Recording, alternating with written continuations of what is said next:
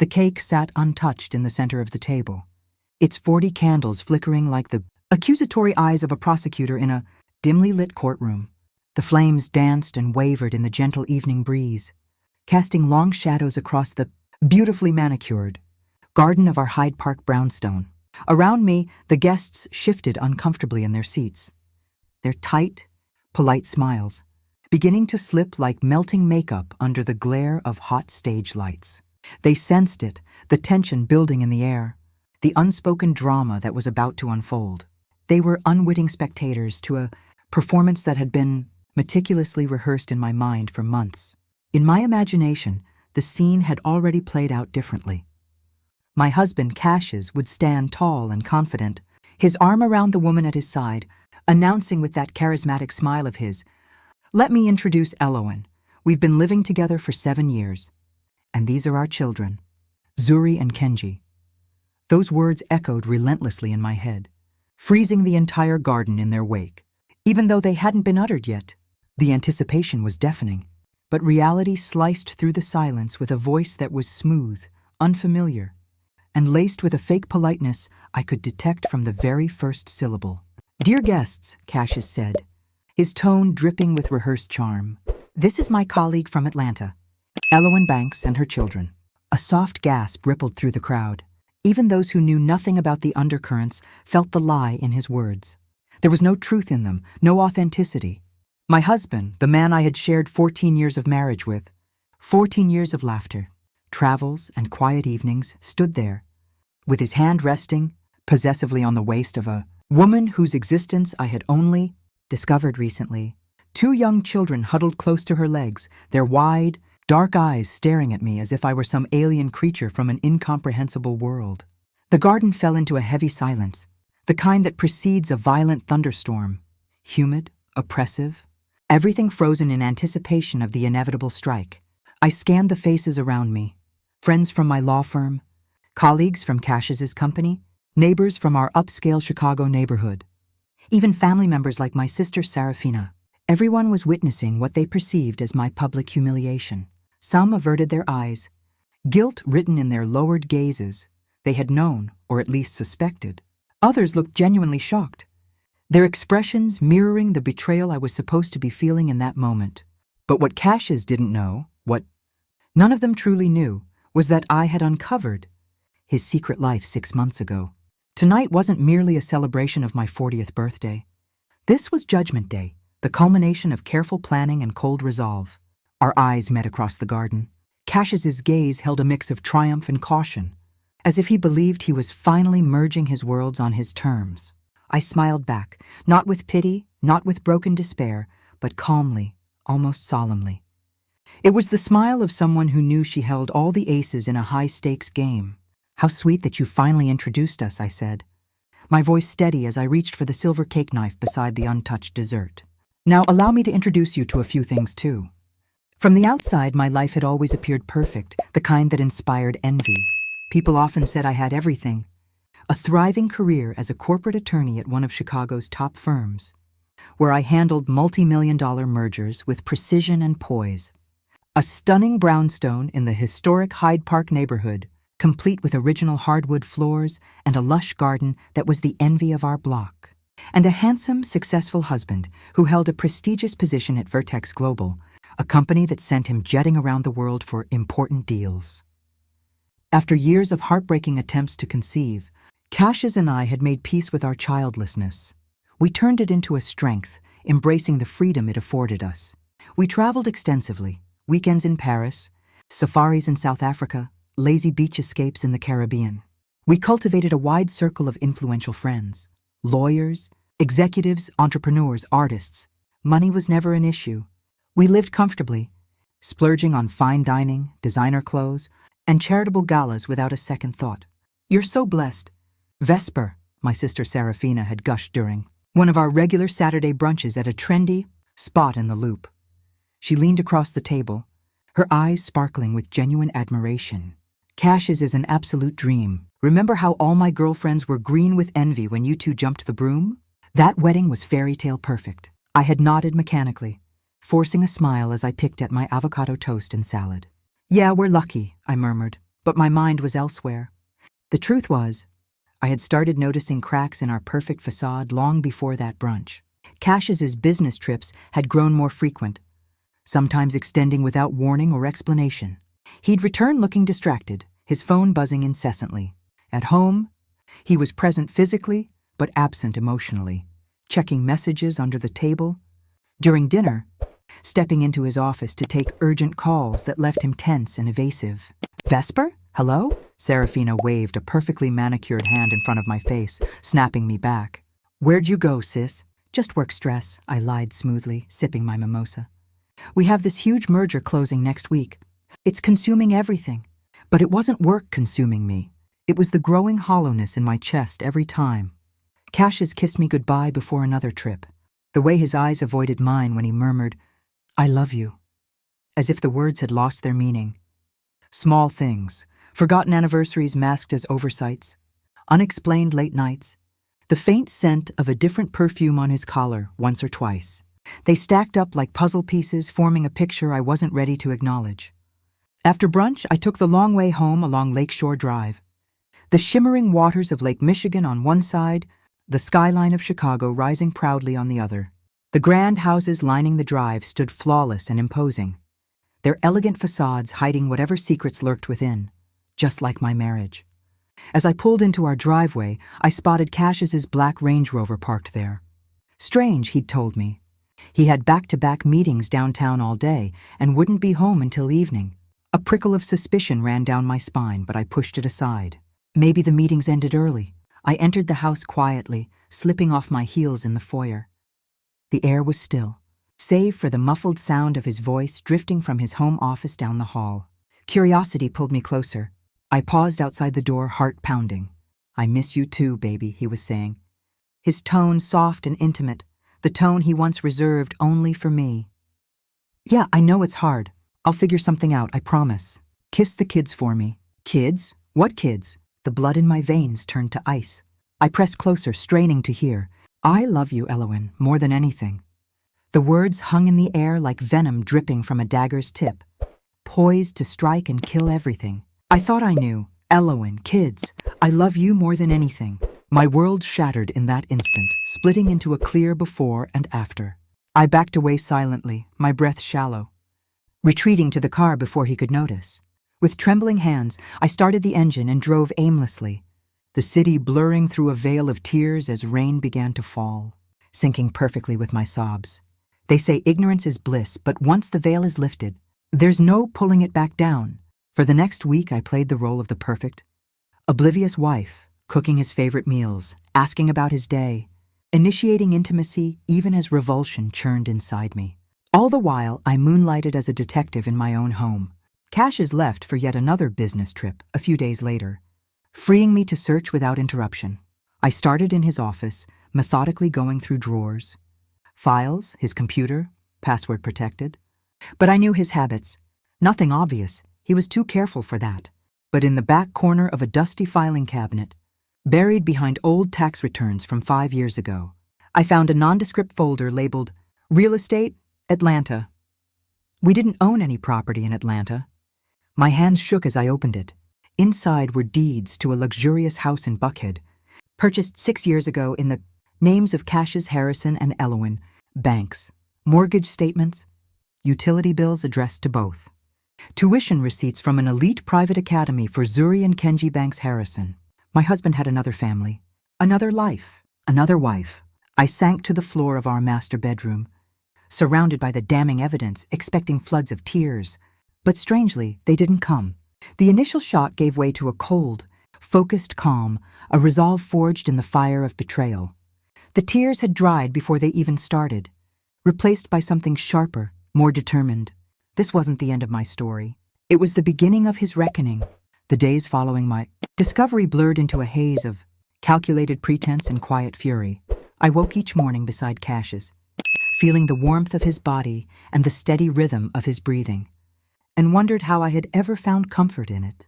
Now it felt like sleeping next to a stranger, one who had built an entire second life while I was busy building ours. Every good morning kiss, every casual "how did you sleep?"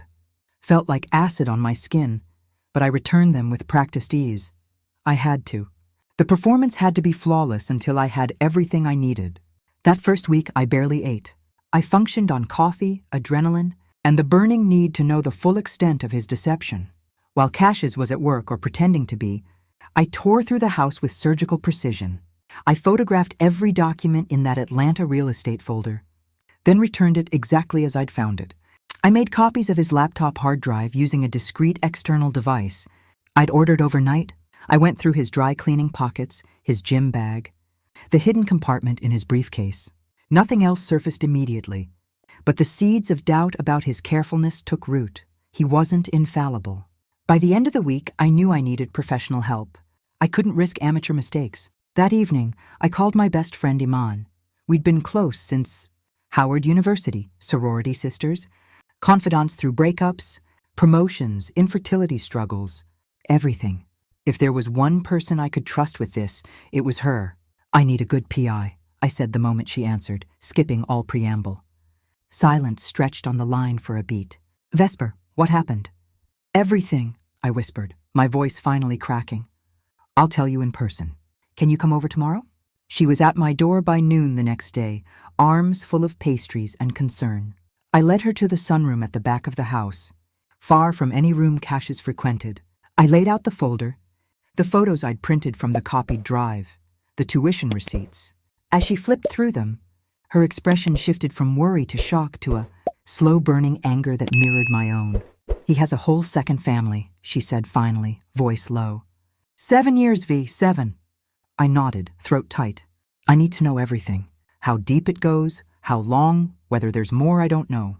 I can't do this alone." Iman didn't hesitate. "I know someone, Mr. Gentry, retired CPD detective, now private. He's old school, discreet, and damn good.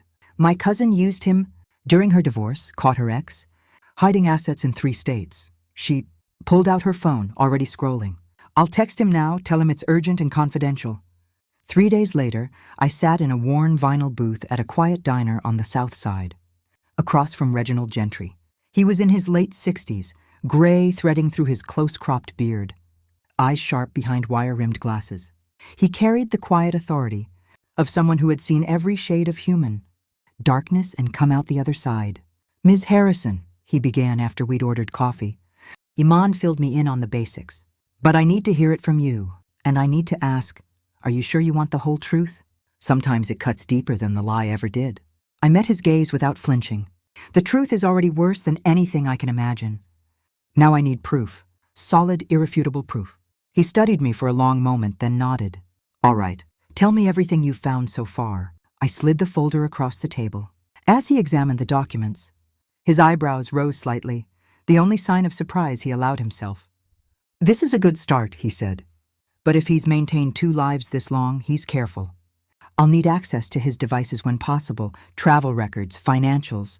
I'll tail him on his next business trip. And I'll dig into Ms. Banks' background, social media, anything public." "Money isn't an issue," I said quickly. "Whatever it takes." He waved it off. "We'll settle fees later. First, we get you answers."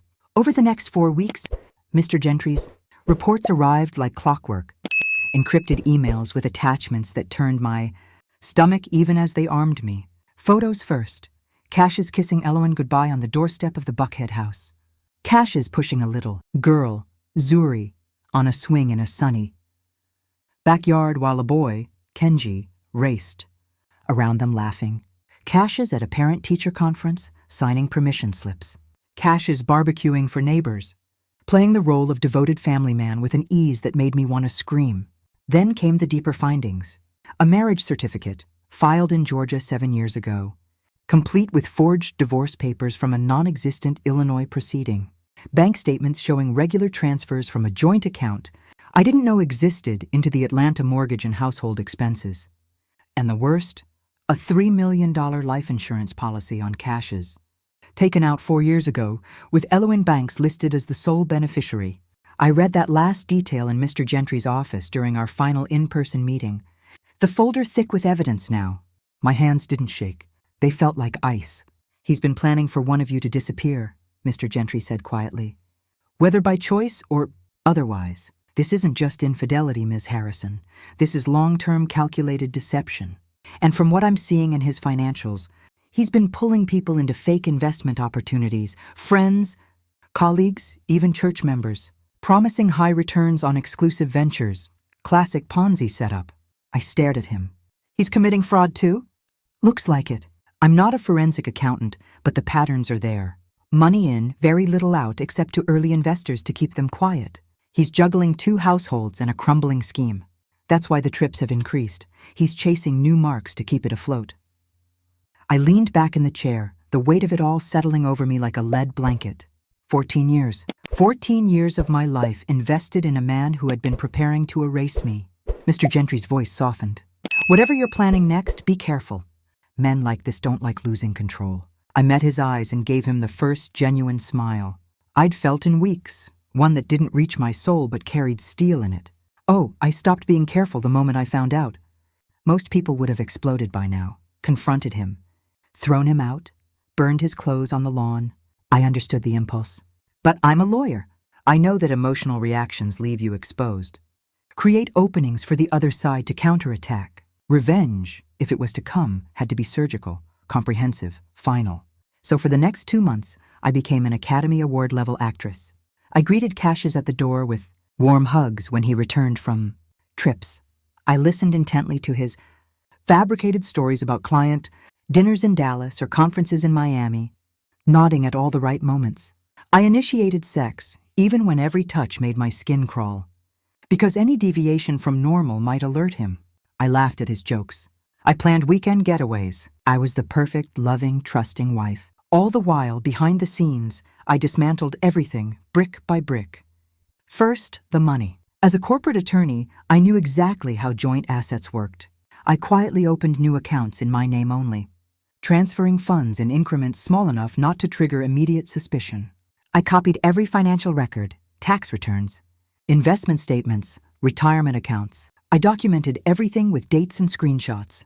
Next, the legal fortress. I scheduled a consultation with Sterling Vance, the most ruthless divorce attorney at my firm. We met off-site at his private club downtown to avoid any gossip. I laid out the entire folder: bigamy, forged documents, fraud, the insurance policy. Sterling's eyes narrowed as he read.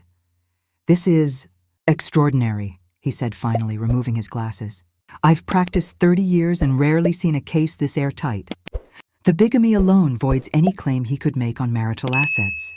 The forgery is a felony, and if the fraud allegations hold—" He whistled low. "You don't just want a divorce, do you?" "No," I said calmly. "I want him to lose everything." He studied me carefully. "Vesper, I understand the impulse, but revenge rarely brings the peace people expect." "This isn't about peace," I replied. "It's about justice. He stole 14 years of my life. He built a second family on lies, funded partly by connections I helped him make. He planned to profit from my death. I want accountability." Sterling nodded slowly. "Then we'll get it for you. But we do this my way. Clean, legal, devastating." I left his office with a plan forming, pieces clicking into place. I built my inner circle carefully. Only 3 women, my sister Serafina, Iman, and my colleague Nix, a brilliant litigator with ice in her veins and loyalty, forged over years of late-night case prep. I invited them to my house one evening when Cassius was in New York and laid everything out: the photos, the reports, the insurance policy. Serafina's hand flew to her mouth as she saw pictures of the children. "He's been living this whole other life." "While sleeping in your bed?" Iman's eyes blazed. "What's the play, V?" "Because I'm ready." Nix leaned forward, scanning documents with a lawyer's precision. "You're sitting on criminal charges here. Bigamy, forgery, wire fraud, if the Ponzi scheme is real. You could end him without ever filing for divorce." "I know," I said. "But I want more than prison time. I want him exposed. I want both families to see who he really is. And I want it on my terms." I watched their faces as I outlined the idea that had been crystallizing over weeks. When Cassius had casually suggested throwing a big party for my upcoming 40th birthday. The Big 4-0 deserves something special. My heart had raced even as I'd smiled sweetly and said, "That sounds wonderful. Why don't you organize it? Make it a surprise. Invite everyone." Now I told them why. Serafina gasped. "You want to do it at the party? In front of everyone?" "Exactly," I said. He thinks he's merging his worlds on his terms, bringing Elowen and the kids as colleagues. He's ready to ease me out, maybe even stage an accident down the line. But I'll flip the script. One night, one stage. Irrefutable proof projected for all to see. Friends, colleagues, investors, he's defrauded. Police on standby, everything. Nix let out a low whistle. That's bold and risky, but if we coordinate it perfectly, it'll be legendary, Iman finished, a fierce grin spreading across her face. Serafina reached across the table and squeezed my hand. If anyone can pull this off, it's you, sis. We spent hours mapping logistics. Who would handle documents? Who would manage the projector? Who would speak to Elowen in advance if needed? By the time they left, the plan had bones. Over the following weeks, it grew muscle, sinew, teeth. But before the final act, I needed to see her. The other woman, the one he'd chosen to build a family with while discarding me. 3 weeks before the party, I took a personal day and flew to Atlanta under the guise of a client meeting. Mr. Gentry had given me Elowen's routine, Friday afternoons. She volunteered at the library of Booker T. Washington Academy, where both children attended. I found her in the children's section, shelving picture books with gentle efficiency. She was pretty in an understated way, natural hair in a neat puff, simple linen dress, minimal makeup. Younger than me by about 8 years, she looked kind, approachable, nothing like the homewrecker stereotype I'd half expected. I approached with a warm smile. "Excuse me, are you Elowen?" She looked up, friendly curiosity in her eyes. "Yes, that's me. Can I help you find something?" "Actually," I said smoothly, "I'm writing a piece for Essence magazine on Black dual-career families. One of the teachers mentioned, you might be open to chatting about balancing everything with your husbands. Frequent travel." Her face brightened. "Oh, I'd love to help, though I'm not sure our life is all that exciting." We sat at a small table near the window. I placed my phone face down between us. Voice memo recording.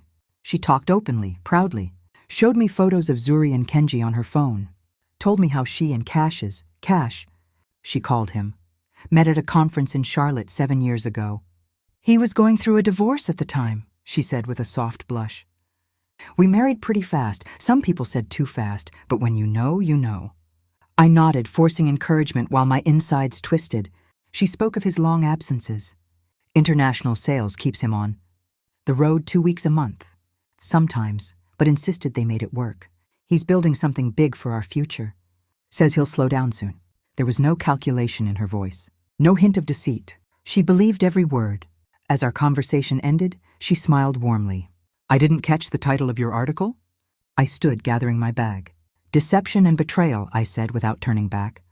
That night, in my anonymous hotel room downtown, I listened to the recording, and for the first time since discovering the truth, I cried.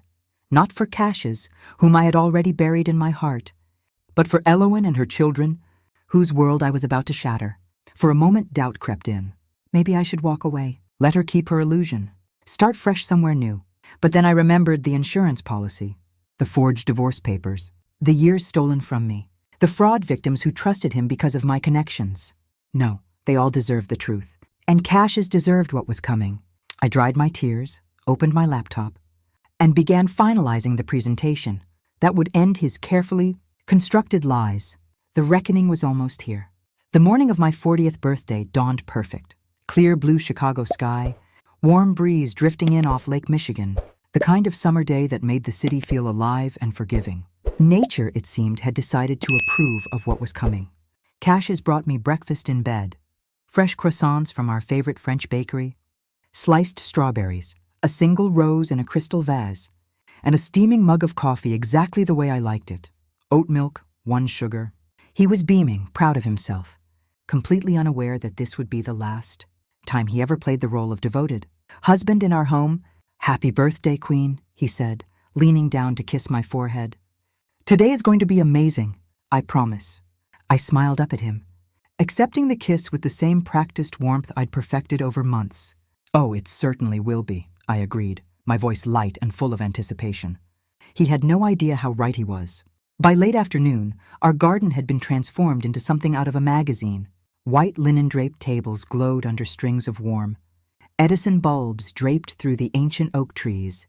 A long banquet table groaned under platters of grilled salmon, lobster rolls, truffle mac and cheese, and colorful summer salads.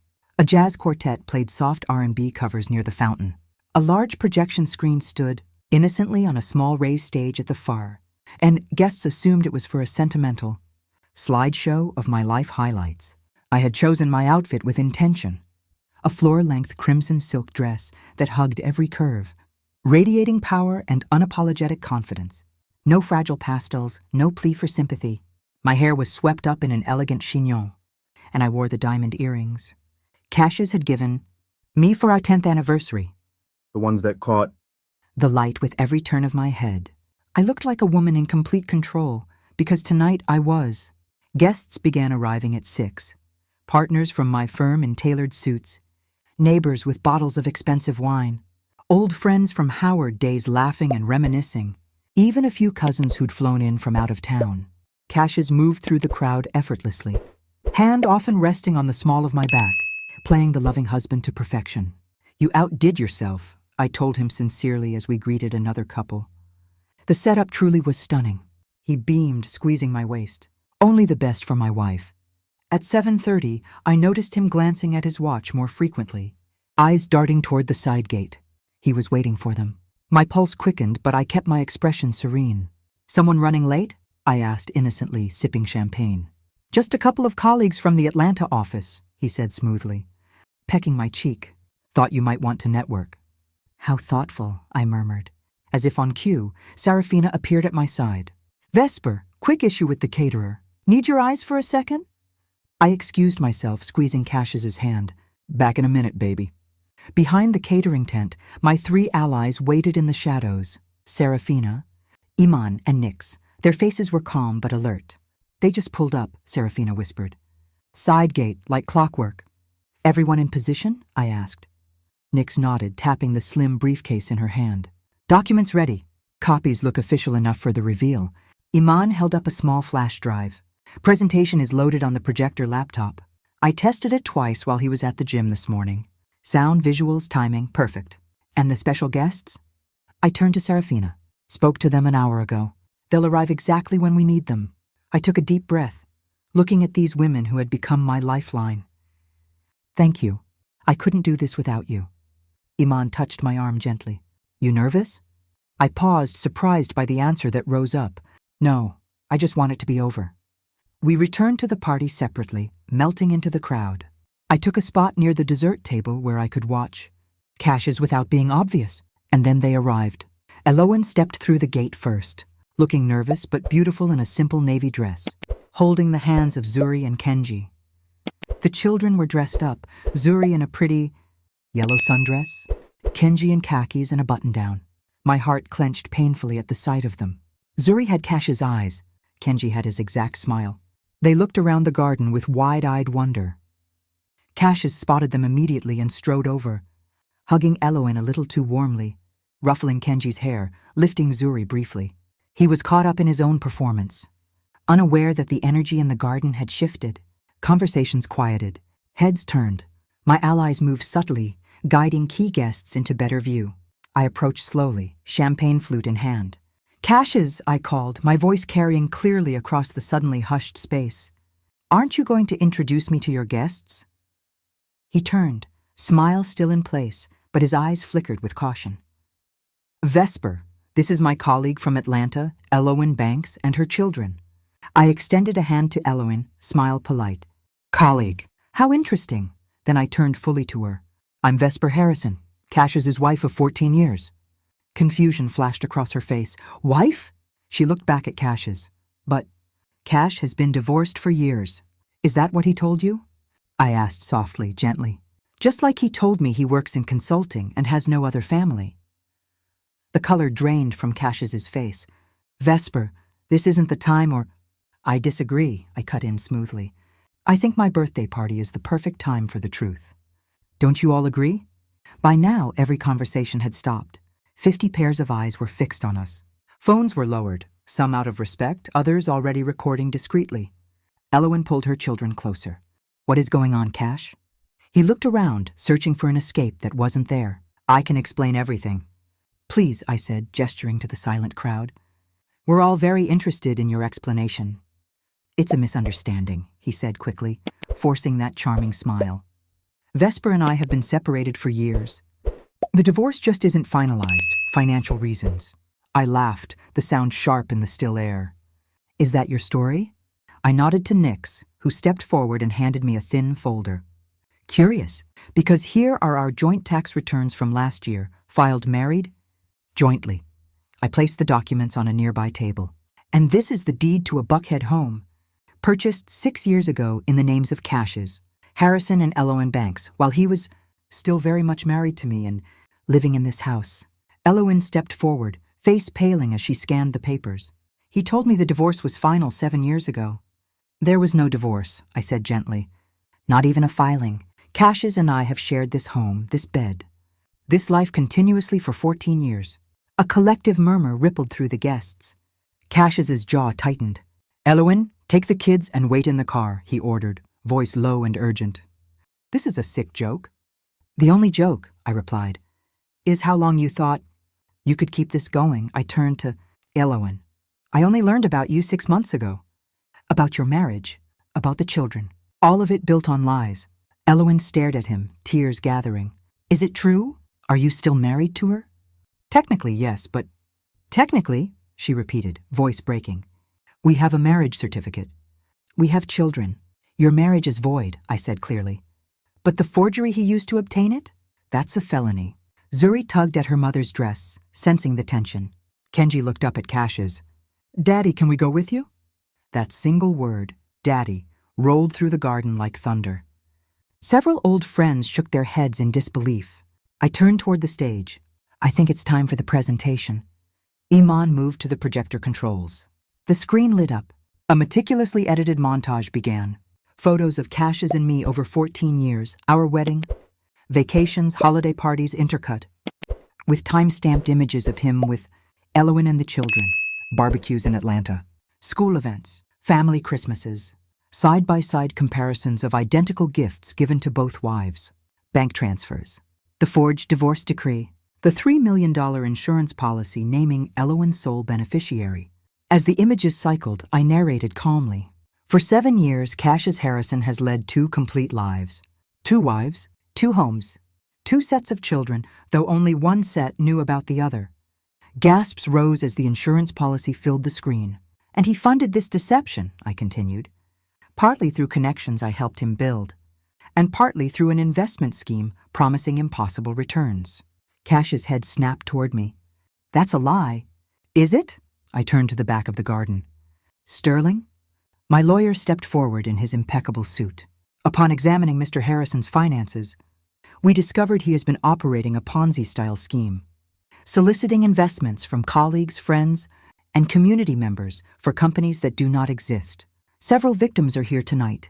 3 men near the gate nodded grimly, investors Cashes had personally invited. Unaware I'd already shared proof with them. Cashes lunged toward me, rage twisting his face. You planned this. 2 security guards hired by Mr. Gentry appeared instantly, restraining him. Yes, Cashes, I said, voice steady despite my racing heart. I planned it exactly like you. Planned to juggle 2 families and possibly collect on an insurance policy. The next hour unfolded like choreography. Nix distributed evidence packets to Elowen, to the defrauded investors, to the 2 plainclothes officers waiting quietly near the exit. Elowen sank into a chair, children pressed against her, face blank with shock. I walked over and crouched beside her. I'm sorry you had to find out this way, I said quietly. But you deserve the truth. They both did. She looked at me, tears streaming. Did you know about us when we got married? No, I assured her. I found out 6 months ago. Same as you're finding out now. Serafina appeared with a glass of water. There's a quiet room inside for you and the kids, whenever you're ready. Elowen blinked in surprise. You prepared a room for us? I knew this would be traumatic, I said. Especially for them. I didn't want them seeing everything. As Serafina led them away, Sterling pulled me aside. Police have the warrant. They'll take him now. I nodded, watching officers approach Cashes. He switched from rage to frantic negotiation. You can't arrest me. This is a family matter. We have a warrant, Mr. Harrison, one officer said calmly, cuffing him. Wire fraud, forgery, grand larceny. This isn't a family dispute. Most guests slipped away quietly, though some lingered. unable to look away from the wreckage of a life that had seemed flawless. Iman found me later at the head table, untouched champagne in front of me. "You did it," she said simply. "I did." I stared at the empty space where the police car had been. "So why don't I feel better?" She covered my hand with hers. "Because revenge doesn't heal the wound, Vesper. It just stops the bleeding." We sat in silence as staff quietly packed up. The festive lights now felt cold and mocking. I raised my glass finally. "To 40, I whispered.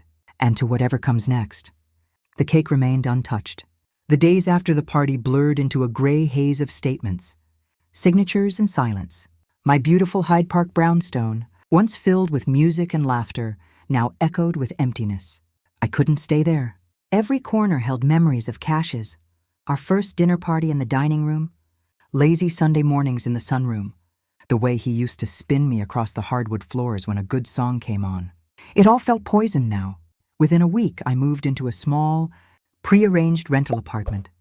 In the South Loop, a modern, one-bedroom with floor-to-ceiling. Windows overlooking the city lights. It was anonymous, neutral, safe. I brought only what I needed: clothes, my laptop, a few books, and the thick folder of evidence that had become both my weapon and my burden. The rest went into storage. The brownstone went on the market quietly through a discreet realtor. I didn't want fanfare or pitying looks from neighbors. The story exploded locally, of course. Prominent Chicago executive. Exposed in double life and fraud scheme at wife's birthday. Party. The headlines were sensational, the details salacious. Social media buzzed with grainy phone videos from the garden, blurry shots of the projector screen. Cash's being led away in cuffs, my calm voice narrating his downfall. I avoided it all. Phone on Do Not Disturb. Social accounts deactivated. Groceries delivered.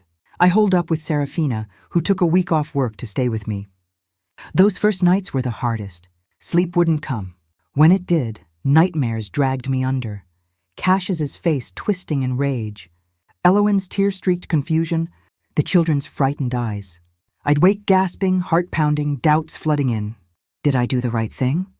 I asked Serafina one night, curled on the couch with a bottle of Pinot Noir between us. Those kids, they'll grow up knowing their father went to prison because of a party their mother's rival threw. Serafina set her glass down firmly. Those kids would have grown up with a pathological liar and thief for a father either way.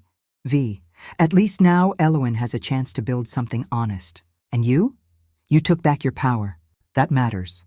I nodded, but the ache lingered. The fraud investigation ballooned faster than anyone expected. What Mr. Gentry had uncovered was only the tip. Federal agents got involved once interstate wire fraud entered the picture.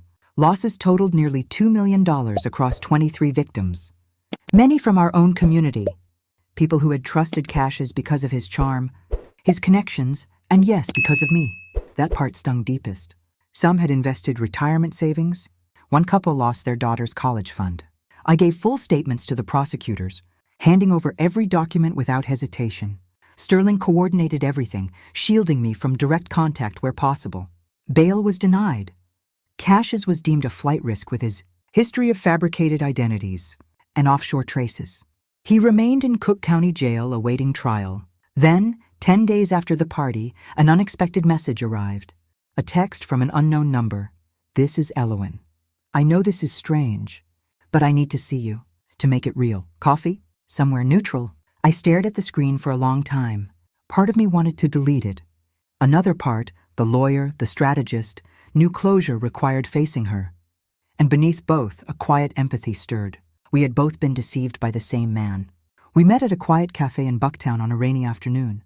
I arrived first, chose a corner table, ordered chamomile tea to calm my nerves. When she walked in, she looked smaller than I remembered. Eyes puffy, hair pulled back simply, no makeup. She carried the weight of shock and grief visibly. She spotted me and hesitated before approaching. "Thank you for coming," she said quietly, sliding into the opposite chair. "What do you want to know?" I asked, keeping my tone gentle. She exhaled shakily. "Everything. When did you find out? How? What gave him away?" I told her about the overheard phone call, the Atlanta real estate folder, Mr. Gentry's investigation, the insurance policy. I admitted to the library interview, watching her eyes widen. The Essence article. I knew you looked familiar. But you had braids then. She let out a short, pained laugh. God, we were both such fools. Not fools, I corrected softly. Victims. There's a difference. We talked for nearly 3 hours, comparing notes like detectives piecing together a cold case. Identical birthday gifts, same necklace, different years. Same romantic lines about building empires. Together. Mutual acquaintances. Who must have known fragments of both. Lives but stayed silent. The way he'd disappear for work and resurface refreshed, never suspecting we might one day connect the dots. I keep asking myself how I didn't see it, she confessed. Stirring sugar into her cooling coffee. There were signs, calls he wouldn't take in front of me. Weekends he was suddenly unreachable. I just trusted him. Me too, I said. For 14 years. Before we parted, she reached across the table and took my hand. Thank you. Not for how you did it.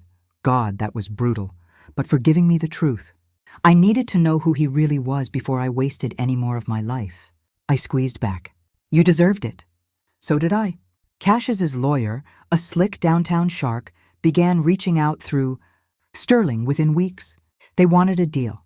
Guilty plea on reduced charges in exchange for cooperation. Full disclosure of the scheme. Return of recoverable assets. Testimony against any accomplices. What do they need from me? I asked Sterling during one of our meetings. Your victim impact statement carries weight, he explained. And because you're the one who triggered the exposure, the prosecutor values your position on sentencing. You can push for maximum time or support leniency if certain conditions are met, restitution, asset forfeiture, that sort of thing. I thought about it for days. Revenge had been served cold and complete at the party, but prison time was the lasting consequence. Did I want him locked away for 15 years? Or was there a way to extract something meaningful for the people he'd hurt most? In the end, I agreed to support a plea on one non-negotiable condition.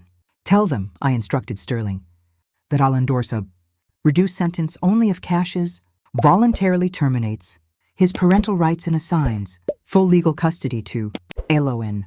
No visitation, no claims, no financial obligations beyond what the court mandates for restitution. The children deserve a clean break from his toxicity. Sterling raised an eyebrow. That's generous to her. It lets him off the hook financially long-term.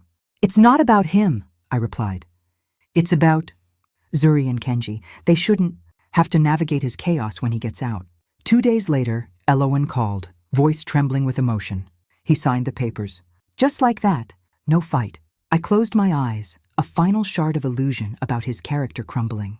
Even his own children were bargaining chips. What will you tell them when they're older? I asked. Age-appropriate truth, she said after a pause. That their father made terrible choices that hurt many people, including them. That he's paying consequences, and that none of it was ever their fault. That night, for the first time in months, I slept deeply, no dreams of Cassius, no tightening in my chest when I thought of the past. The divorce itself was anticlimactic.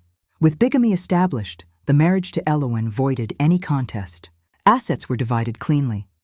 I kept what was premarital or earned through my career. Anything tainted by fraud went to restitution pools. The brownstones sold quickly to a young tech couple who had no idea of its history. I used part of the proceeds to seed a small fund for victims who'd lost the most. I left corporate law. The firm offered partnership. My work on the merger had been brilliant, but the environment felt hollow now. Too many reminders of the life I'd built alongside a lie. Instead, I accepted a position at a nonprofit focused on women rebuilding after financial abuse and domestic trauma. The pay was half what I'd made, but the work fed something deeper. I designed workshops on asset protection, recognizing manipulation, reclaiming power after betrayal. Every session, I saw versions of myself in their eyes, women who thought they'd lost everything, slowly realizing they still held the pen to their own story. My 41st birthday was quiet. Dinner with Serafina, Iman, Nix, and a few other close friends at a cozy Italian spot in the West Loop. No party. No performance. Just laughter, good wine, and gratitude for the people who had stood in the fire with me. To new chapters, Iman toasted. To real friends, I added, looking around the table. After they left, I sat alone on my new balcony, city lights twinkling below. My phone buzzed, a text from an unknown number. Happy birthday, Vesper. I underestimated you. My mistake. See, Somehow he'd managed contact from jail. I wasn't surprised. Cash has always had ways. I deleted the message, blocked the number, and felt nothing. No anger, no fear. He no longer occupied space in my thoughts. Sentencing came and went without my attendance. 10 years on combined fraud and forgery charges, with possibility of parole after 7 for good behavior. I read about it in the papers like any other citizen. Elowen and I began monthly Zoom coffees. Awkward at first, then gradually warmer. She'd moved the children to Charlotte to be near her parents. She was teaching again, healing slowly. Zuri asked about her dad yesterday, she shared during one call. Wanted to know if bad people can become good again. What did you tell her? That people make choices every day, and I believe in redemption if someone truly wants it. She smiled sadly. I don't know if Cassius ever will, but I want her to believe it's possible. I nodded, admiring her grace. One evening, a courier delivered a large envelope to my apartment. Inside, legal transfer. Documents for a previously hidden investment account. Worth nearly $500,000. Assets. The feds hadn't traced yet. Attached was a handwritten note in Cassius's familiar script. For what it's worth, I am sorry. Not just for getting caught, but for what I did. You deserved better, V. I stared at the note for a long time. Genuine remorse? Final manipulation? Did it matter? The next day, I had Sterling set up an irrevocable education trust for Zuri and Kenji, funded entirely by that account. Cassius had stolen their innocence and stability. The least I could do was help secure their future. Watching the sunset from my balcony that night, a quiet realization settled over me. The woman who orchestrated that elaborate takedown wasn't who I was becoming. That Vesper had been fueled by pain, rage, and a need for control. Understandable. Even justified, but not sustainable. This Vesper, the one sipping tea, mentoring women, building something meaningful, was finding peace not in destruction, but in creation. I had lost a husband. But in the ruins, I found myself. And that, I understood at last, was the deepest revenge of all. Years have a way of softening sharp edges, even the ones carved deepest by betrayal. 5 years after that fateful birthday party, the story had become something of a quiet legend in our circles. Not for the explosive drama of the takedown, but for what came afterward. People didn't whisper about the projector screen or the handcuffs anymore. They talked about how I turned devastation into purpose. How I rebuilt not just my life, but a framework to help others do the same. My work at the nonprofit had grown beyond anything I imagined when I first accepted the position. What started as a single program, workshops on financial literacy and emotional recovery after betrayal, expanded into a full initiative called Reclaim. We partnered with shelters, universities, even corporate HR departments to offer counseling, legal clinics, and emergency grants for women fleeing manipulative or abusive situations. I traveled to speak at conferences, trained facilitators across the Midwest, and mentored dozens of women personally. Every time, I watched one of them walk out of a session with her shoulders a little straighter, her eyes a little clearer. I felt the last remnants of my own wound finally close. Elowen and I stayed in touch, not constantly but meaningfully. Birthdays, holidays, the occasional life update. Our early conversations had been cautious, both of us still navigating the minefield of shared trauma. Therapy helped immensely, individual for each of us, and once, a joint session facilitated by a specialist in complex relational trauma. There, we learned to separate Cassia's guilt from our own lingering shame, to stop measuring our worth against each other's pain. Her children thrived in ways that quietly healed something in me too. Zuri discovered a passion for music early. By 13, she was composing pieces on the violin that brought tears to listeners' eyes. Kenji, ever the thinker, excelled in math and science, winning regional competitions and dreaming of engineering. They knew the basic truth about their father, that he had made serious mistakes that hurt many people, including their family, and that he was no longer part of their daily lives. Elowen handled the details with grace, always emphasizing that his choices were his alone, never theirs. Cassius served 8 years of his 10-year sentence. Parole came early for good behavior and cooperation. With ongoing fraud investigations, I heard through mutual acquaintances that he'd relocated to a small town outside Atlanta, working as a bookkeeper for a local hardware store chain. His professional licenses were revoked permanently. The world of high finance and executive suites was closed to him forever. The spectacular fall was complete, and strangely, it no longer occupied space in my thoughts. He had become a footnote in my story, not the author. 5 years post-party, life surprised me with something I hadn't dared hope for. Genuine, uncomplicated love. I met Otis at a non-profit gala in downtown Chicago. He was a widower, 10 years my senior, with kind eyes and a quiet strength that drew me in immediately. He'd lost his wife to cancer a decade earlier and raised their 2 daughters alone, now grown and launching lives of their own. Like me, he understood profound loss, the kind that reshapes you without destroying you. Our first real conversation happened over coffee after the gala. When he asked about Reclaim with sincere curiosity, I told him everything, not the polished public version, but the raw truth, the betrayal, the elaborate revenge, the long road to rebuilding. I braced for judgment or discomfort. Instead, he reached across the table and took my hand. "That must have been incredibly heavy to carry," he said simply. "But look what you've built from it. That's rare strength." We took things slowly. Dinners, long walks along the lakefront, weekends exploring small towns in Michigan. He met Serafina, Iman, and Nix early. They vetted him thoroughly, protective as ever, but approved with warm hugs. He met my parents over Sunday dinner and charmed them with stories from his teaching days. He'd been a history professor before retiring to consult on education policy. With Otis, there were no games. Transparency was our foundation.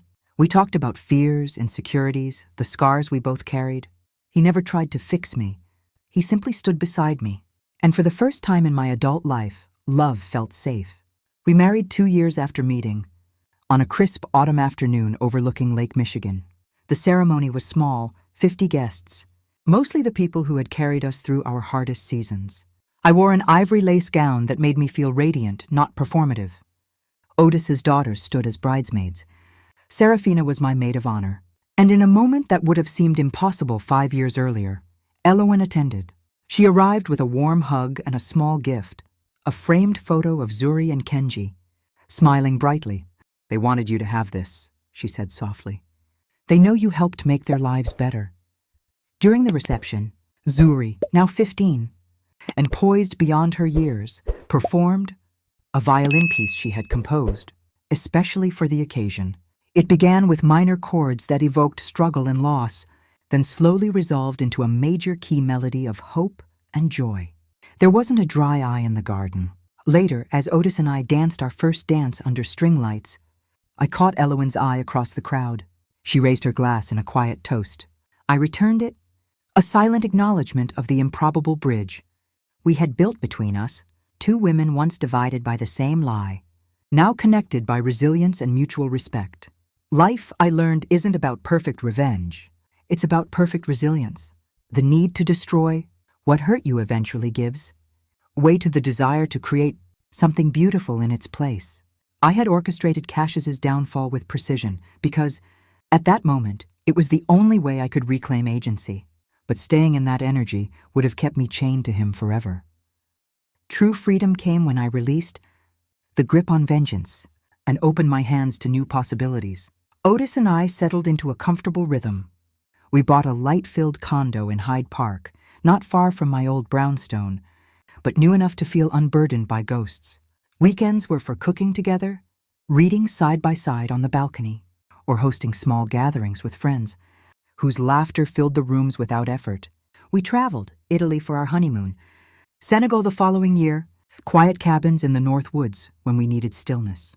I continued leading Reclaim, but with boundaries now. Delegated more, took vacations without guilt. Otis joined the board, bringing his education expertise to develop youth programs for children affected by parental fraud or incarceration, subtly inspired by Zuri and Kenji, though he never said it aloud. One spring evening, nearly 7 years after the party, Elowen called with news. "I'm engaged," she said, voice bubbling with quiet joy. "His name is Marcus. He's a pediatrician, widower, 2 kids of his own. We've been together 2 years. I smiled so wide my cheeks hurt. "Tell me everything." We talked for an hour. She described how Marcus had entered her life gently, never rushing, always honoring her past without letting it define her present. The children adored him. They were planning a small wedding in Charlotte the following fall. Would you come? She asked hesitantly. I know it's a lot to ask, but it would mean something to me, to us. I wouldn't miss it, I replied without hesitation. I attended that wedding too, with Otis at my side. Zuri played violin again. Kenji, now tall and lanky, gave a sweet toast about blended families and second chances. When Eloin and Marcus exchanged vows, I felt no echo of old pain, only genuine happiness for the life she was building. As for Cassius, the last I heard he'd remarried quietly, a woman he met through work, someone with no connection to his past. I wished him neither harm nor particular goodwill. He simply existed outside my orbit, as irrelevant as a stranger on the train. On quiet evenings now, Otis and I sit on our balcony watching the sunset paint the lake in fire and gold. Sometimes we talk about the past, but mostly we talk about the future. Plans for a community center expansion. A possible trip to Ghana, the garden we want to plant next spring. I no longer define myself by what was taken from me. I define myself by what I chose to become despite it. The deepest revenge wasn't the public exposure or the prison sentence. It was this, a life so full, so authentically mine, that the man who tried to erase me became utterly inconsequential. Resilience isn't loud. It doesn't need projectors or handcuffs or dramatic revelations. It's quiet, persistent. It grows in the dark places where pain once lived, pushing through concrete until it reaches light. And when it blooms, when you finally stand in a garden of your own making, surrounded by love you trust, work that matters, and peace that doesn't demand perfection, it is the most beautiful victory of all. I lost a husband once, but I found myself. I found sisters in survival. I found purpose. I found love again, deeper, truer, freer. And that, more than any reckoning, is the ending I choose.